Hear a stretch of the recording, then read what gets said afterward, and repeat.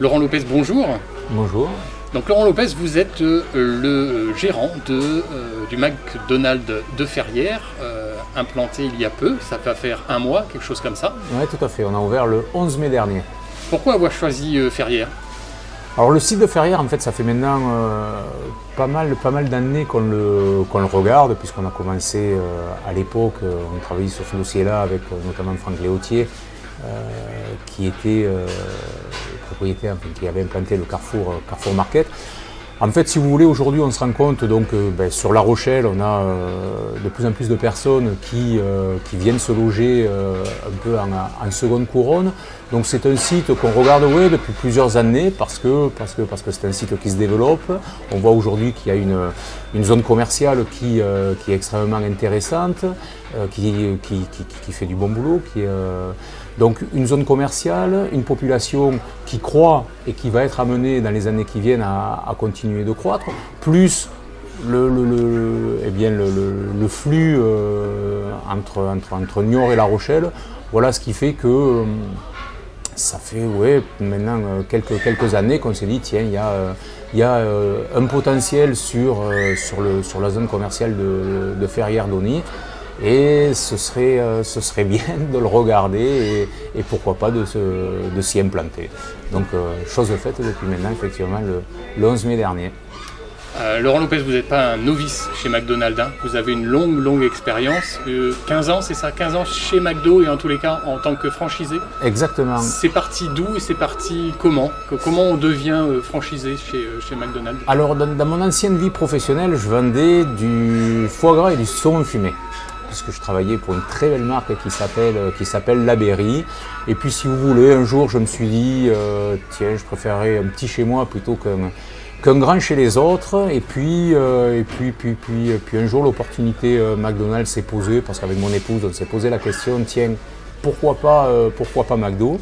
Et puis en ayant les premiers contacts, en rencontrant des personnes, en commençant un petit peu à mettre un pied dans l'enseigne, je me suis rendu compte que c'était une ambiance, que c'était une entreprise qui a des valeurs humaines, sociales qui me paraissaient extrêmement fortes et dans lesquelles je me retrouvais complètement et qui m'ont donné envie de partager.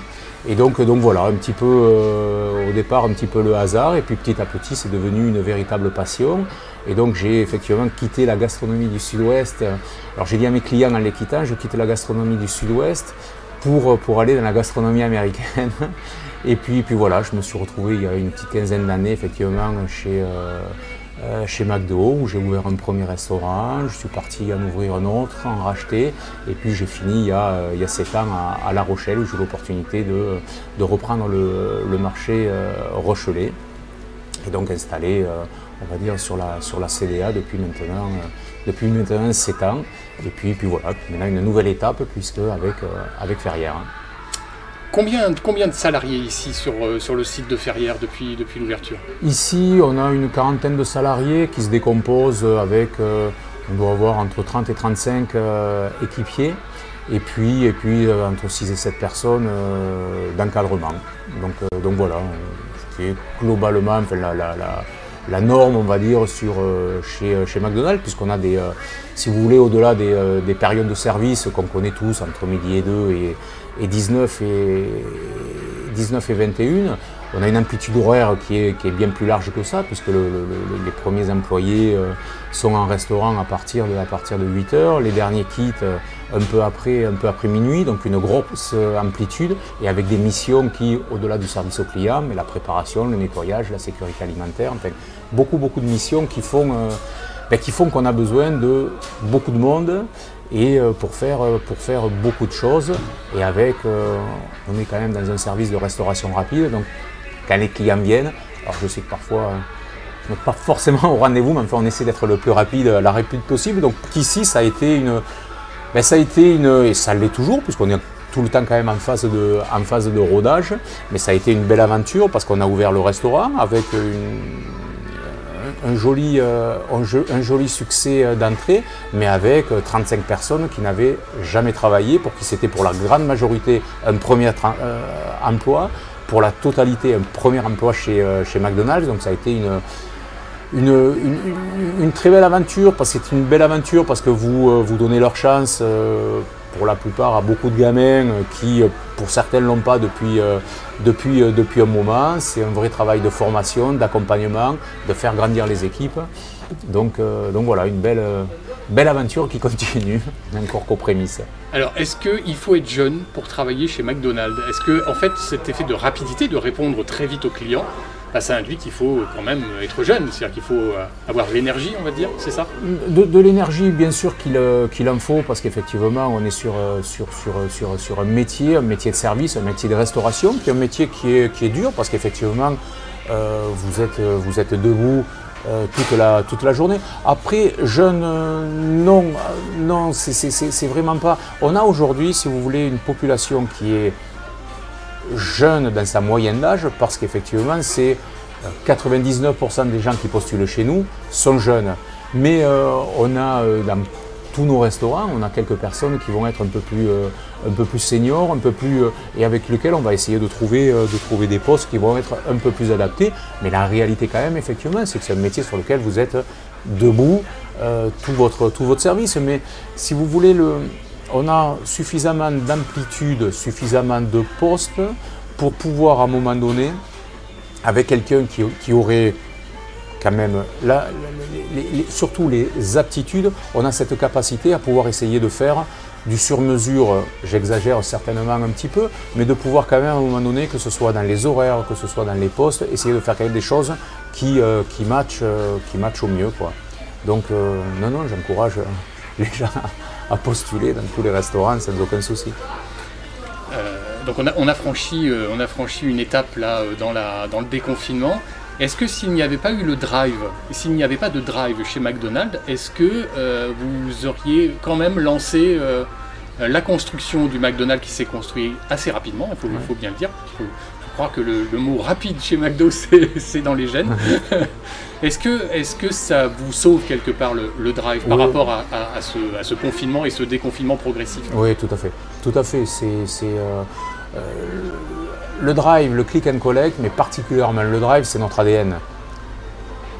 On a quelques restaurants de centre-ville qui effectivement n'ont pas de drive et ont plus souffert d'ailleurs que les autres. Mais le drive, c'est notre ADN, et effectivement cette crise sanitaire a mis en avant ces créneaux de vente. Mais qu'est-ce qu'on aurait fait? Je sais pas. Est-ce qu'on serait parti aussi vite dans la construction si on n'avait pas eu le drive, et à un moment donné quand même le sentiment que on était quand même en fin de crise et qu'on voyait quand même, comme on dit, le bout du tunnel?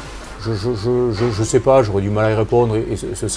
Mais ce qui est une certitude, si vous voulez, c'est que sur cette crise sanitaire, le drive nous a permis, malgré les restrictions horaires, malgré les restrictions de fermeture de salle, nous a permis quand même à un moment donné de conserver une certaine activité, de conserver un petit peu la tête de l'eau. Donc effectivement, la salle fermée, les contraintes horaires, à un moment donné, nous ont fait perdre une partie de notre chiffre d'affaires, mais le drive nous a quand même permis effectivement de conserver quand même les gens dans l'emploi, de conserver quand même une certaine activité qui nous a donc permis quand même de passer, de pouvoir réouvrir derrière avec certainement un peu plus de facilité. Mais ça a été aussi pour nos équipes, si vous voulez, au-delà de l'aspect économique, qui, j'ai presque envie de dire, est de mon ressort, et vraiment nous, chefs d'entreprise, mais au moins ça a permis à nos équipes quand même de garder un lien social, de garder un pied dans l'entreprise, et peut-être qu'on ne mesure pas assez effectivement tout le bien que ça a pu faire. Le meilleur exemple, c'est que l'an dernier, quand on a réouvert les drives, les équipes ça a été un énorme soulagement. Ça a été un énorme soulagement que de pouvoir sortir, que de pouvoir reprendre une activité. Et je vous dis, on a passé cette crise sanitaire effectivement en conservant l'intégralité de nos équipes. Mais ça a été pour nos équipes un grand soulagement de pouvoir, encore une fois, d'avoir ce lien social, d'avoir ce lien professionnel, de conserver une activité. Et en gros, que le vélo, alors certes, le vélo allait moins vite, effectivement, mais au moins on était sur le vélo et ça a été quand même une sacrée chance et opportunité effectivement par rapport à certains de mes collègues, et je pense notamment à la restauration traditionnelle, qui n'étaient pas sur ceux qui ont certainement malheureusement bien plus souffert que nous. Question subsidiaire, combien avez-vous vendu de hamburgers depuis l'ouverture? Voilà. J'adorerais vous répondre. Vous allez me trouver bien médiocre, mais je ne sais pas. Là, je ne sais pas. Puis vous savez, là, on est, alors très sincèrement, et sans vouloir être, on est vraiment, on est à un mois de l'ouverture, on est encore dans la construction de l'équipe. Sincèrement, s'il y a bien quelque chose qu'on ne regarde pas, ce sont les chiffres, c'est ce genre de choses. Là, on est vraiment dans la construction de l'équipe, dans la formation, dans l'accompagnement des équipes pour que, ben voilà, pour que le plus vite possible, elles puissent être autonomes, elles puissent être... donc c'est une bonne question, il faudrait que je le regarde, vous avez raison, peut-être que je le regarderai effectivement une fois qu'on se sera quitté. Il faut combien de temps pour un établissement comme McDonald's pour dire, voilà, cet étabbissement, il est rentable? Il faut combien de temps? Il faut 6 mois, 1 an, 2 ans pour dire, vraiment, c'est bon, ça fonctionne? Sincèrement, il n'y a pas de règle. Là, et ce n'est pas du tout une réponse il n'y a absolument pas de règle parce qu'on va vraiment dépendre, si vous voulez, on va dépendre d'une zone économique et donc à un moment donné, ben, le restaurant, avant que de déployer ses ailes, enfin, ou de trouver sa clientèle, va mettre plus ou moins de temps.